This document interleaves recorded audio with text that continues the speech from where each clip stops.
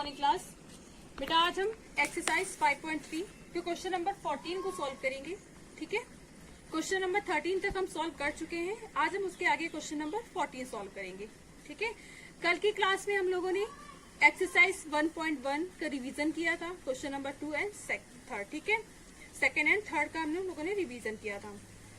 सारे बच्चों ने वर्क कर लिया है और सबको रिवीजन जो मैं करा रही हूँ बहुत अच्छे से आ रहा होगा। ऐसी मेरी आप लोगों से आशा है कि आप लोग सारे बच्चे अपना वर्क कंप्लीट कर रहे होंगे। ठीक है, आज चलिए क्वेश्चन नंबर 14 पढ़ते हैं।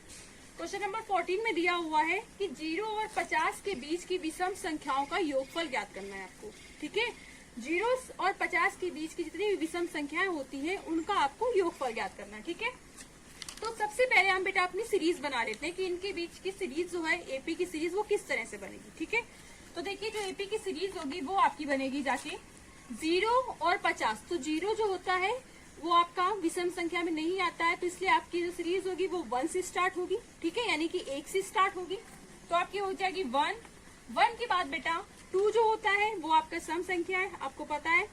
देखिए बेटा सम संख्याएं और विषम संख्या आप लोगों को आना चाहिए कि सम संख्याएं क्या होती हैं और विषम संख्याएं क्या होती है। ठीक है, even numbers and odd numbers, 2 से विभाजित होने वाली सभी संख्याएं जो होती है सम संख्या कहलाती है। ठीक है, जैसे आपका 0 हो गया, 0 भी 2 से डिवाइड होता है, अगर लास्ट में 0 है तो 2 से डिविजिबल है। ठीक है, 2, 4 इस तरह से, और इनके बीच की जो 2 से डिवाइड नहीं होती वो सारी आपकी विषम संख्या कहलाती है। ठीक है, तो आपकी जो सीरीज है वो इस तरह से बनेगी 1, फिर 3 के बाद आपका 4 सम यानी कि 5 विषम 5, उसके बाद 7, फिर डैश डैश जो लास्ट नंबर होगा बेटा वो बता सकते हैं आप क्या होगा, क्योंकि 50 तक लेना है, जबकि 50 जो है वो एक सम संख्या है।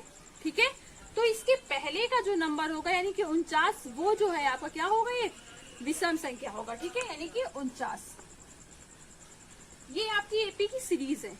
ठीक है, समझ में आया। और इनके बीच के सबसे पहले हम क्या करेंगे, हमें योगफल निकालने के लिए हमें ये ज्ञात होना चाहिए कि इस सीरीज में कितने नंबर हैं, यानी पदों की जो संख्या है वो कितनी है। अगर हमें ये ज्ञात हो गया तो हम निकाल लेंगे, लेकिन यहाँ पे देखिए बेटा आपको पदों की संख्या नहीं दी है। ठीक है, तो इसके लिए हम क्या करेंगे, सबसे पहले हम n की वैल्यू फाइंड करेंगे, यानी कि जो इस सीरीज में जितने टर्म्स होंगे, जितने पद होंगे उसकी वैल्यू सबसे पहले हम फाइंड करेंगे। ठीक है, तो देखिए बेटा यहाँ पे a इक्वल टू आपको 1 दिया हुआ है, प्रथम पद 1, d की वैल्यू जो होगी आपकी 3 - 1 इक्वल टू 2, और ये आपका सीरीज का आखिरी पद है यानी nवां पद an इक्वल टू आपको दिया हुआ है 49। ठीक है, अब यहाँ सबसे पहले हम पदों की संख्या निकालेंगे। तो देखिए an इक्वल टू फॉर्मूला होता है a plus n - 1 into D. ठीक है, an आपको दिया हुआ है 49 equal to a1 plus n - 1 d की वैल्यू आपको 2 दी हुई है। ठीक है, अब देखिए 1 को इधर पछानता करके लेके आएंगे, 49 - 1 इक्वल टू n - 1 इंटू 2। समझ में आया सबको, माइनस करिए आपको हो जाएगा 48 इक्वल टू n - 1 इंटू 2। अब हम क्या करेंगे बेटा, 48 2 इधर आएगा आपका डिवाइड में हो जाएगा इक्वल टू n - 1। ठीक है, डिवाइड करिए तो आपका आ जाएगा 24। ठीक है, यानी n - 1 इक्वल टू 24। 1 को उधर पछांतर करेंगे तो n इक्वल टू हो जाएगा 24 प्लस 1 यानी n इक्वल टू 25। सबको समझ में आया। अब यहाँ देखिए बेटा आपको n की वैल्यू ज्ञात हो चुकी है, n का मान आपको ज्ञात हो चुका है कि n का मान 25 आया है। अब हमें 25 पदों का योगफल निकालना। ठीक है, यानी कि 25 एक 0 से लेकर 50 के बीच में 25 जो होते हैं हमारे विषम होते हैं, विषम संख्याएं होती हैं। अब उनका हमें योगफल निकालना है। योगफल के लिए आपको फॉर्मूला पता है, SN इक्वल टू होता है n/2 2a plus n - 1 into D. ये हमारा फॉर्मूला होता है। n 25/2 2 इंटू a की value 1 plus 25 minus 1 into D की वैल्यू 2। ठीक है, देखिए ये आपका हो जाएगा 25/2, ये आपका 2 प्लस 24 इंटू 2, तो ये आपका हो जाएगा 25/2 यानी 25/2 2 प्लस 48। ठीक है, तो ये आपका बेटा हो जाएगा 25/2 इंटू, देखिए इन दोनों को प्लस करेंगे तो हो जाएगा 50, 2 से डिवाइड करेंगे तो आएगा 25, यानी 25 गुणे 25, और 25 से गुणा जब 25 में करेंगे तो आएगा आपका 625, यानी SN का मान जो आएगा वो आपका आएगा 625। यानी कि 0 से लेकर 50 के बीच की जितनी भी विषम संख्याएं होती हैं उनका योगफल 625 होता है, ठीक है। और कितनी विषम संख्या होती है वो आपकी होती है 25। क्लियर ना। और बेटा अगर इसी तरह से आपसे क्वेश्चन पूछ ले कि 0 से लेकर 50 के बीच की सारी सम संख्याओं का योगफल ज्ञात कीजिए, तो आपको सेम इसी प्रोसेस से करना है। समझ में आ रहा है? इसी प्रोसेस से आपको करना है जिस तरह से मैंने किया हुआ है। देखिए यहाँ से अब अगर आप 0 से लेकर 50 के बीच की सम संख्या निकालेंगे तो वहां से आपका हो जाएगा, सीरीज स्टार्ट हो जाएगी 2 0 2, ठीक है। इससे आपके 0 से नहीं 2 से स्टार्ट होगी, ठीक है। 2 4 6 8 10 इस तरह से आके लास्ट का जो पद होगा nवां पद वो आपका 50 होगा, ठीक है। यानी nवां पद आपका 50 हो जाएगा। वहां से फिर आप सेम प्रोसेस n का मान निकालेंगे, ठीक है। जो n का मान आएगा, क्योंकि जब हमें योगफल निकालना होता है उसके लिए जरूरी होता है कि हमें n ज्ञात हो, ठीक है। अगर हमें n नहीं ज्ञात है तो फिर हम योगफल नहीं निकाल पाएंगे, ठीक है। तो उसके लिए हमें n ज्ञात करना होता है। सबसे पहले n ज्ञात करेंगे और n का मान जब हमें पता हो जाएगा तो उसके बाद हम फॉर्मूले पे रखकर सीधे से फॉर्मूला अप्लाई करेंगे, वैल्यूज रखेंगे, उसके बाद हम सीधे योगफल निकालेंगे, ठीक है। आप लोग इसको नोट करिए। इसके बाद नेक्स्ट क्वेश्चन है वो मैं आपको बता रही हूँ, ठीक है। पहले आप लोग इसको नोट करिए फटाफट। चलिए नोट कर लिए सारे बच्चे इसको। अभी हमने क्वेश्चन नंबर 14 सॉल्व किया है हम लोगों ने। अब हम क्वेश्चन नंबर 15 सॉल्व करेंगे, ठीक है। क्वेश्चन नंबर 15 में आपसे कहा गया है कि एक भवन निर्माण में कुछ वर्कर्स काम करते हैं।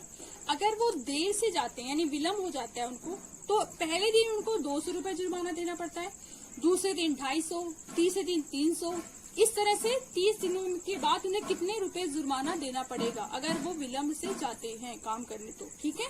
तो देखिए बेटा, जो इसकी सीरीज है, पहले दिन 200, फिर 250, फिर 300, फिर चौथे दिन 350, यानी जो सीरीज है वो एपी में बन रही है, ठीक है। और 30 दिनों तक आपसे कहा गया कि 30 दिनों बाद उन्हें कितने रुपए जुर्माना देना पड़ेगा, ठीक है। तो देखिए सबसे पहले यहाँ पे देखिए ए इक्वल टू आपको 200 रुपए 200 दिया हुआ है। डी की वैल्यू हम निकालेंगे तो आपका आएगा 250 माइनस 200, यानी आपका 50, ठीक है। 30 दिनों तक कहा गया है, यानी एन इक्वल टू आपको 30 दिया हुआ है, ठीक है। सीधे से इसमें फॉर्मूला अप्लाई कर दें, क्योंकि आपको एन की वैल्यू भी दी हुई है, डी की भी दी है और ए की भी वैल्यू दी है, ठीक है।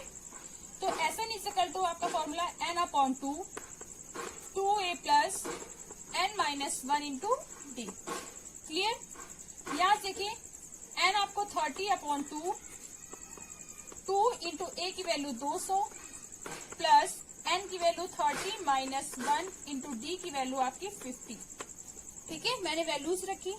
देखिए सॉल्व करेंगे, यहाँ से डिवाइड होगा 15 हो जाएगा, 15 मल्टीप्लाई करेंगे तो आपका हो जाएगा 400 प्लस ये आपका हो जाएगा 29 इंटू 50।